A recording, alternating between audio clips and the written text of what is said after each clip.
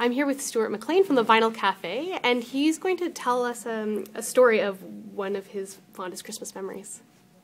My favorite moment from the Christmas shows is my favorite moment also from theater. We were doing a concert at the National Arts Centre in Ottawa, and this was maybe, I don't know, 7 or 8 years ago.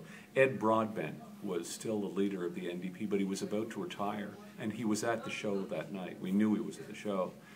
And coming into the show, we were doing every night a satirical song, a satirical review of the year. So we decided to change the lyrics for that one night and add a couplet, 2 lines about Broadbent, a little tribute to him, just a tip of our hat to say farewell and good work. We did that, and we sang the lines, John Sheard, my pianist, and I, and when we did, applause began, and then it swelled up and enveloped the whole hall, and became so intense that we actually had to stop the song. We had to stand there for a minute because this applause wasn't going to stop. And so I was standing there, and I walked to the front of the stage knowing Broadbent was there, and I pointed him out, and I said, "He's here."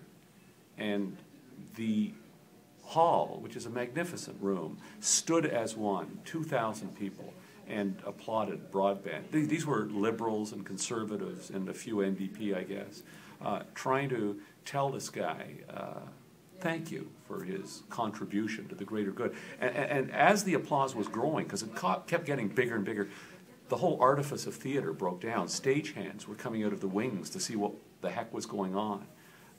We finally reassembled and got back into the show. The next morning, I phoned his wife, who hadn't been able to come that night. She was sick. And I just wanted to say, sorry, I hope you're feeling better.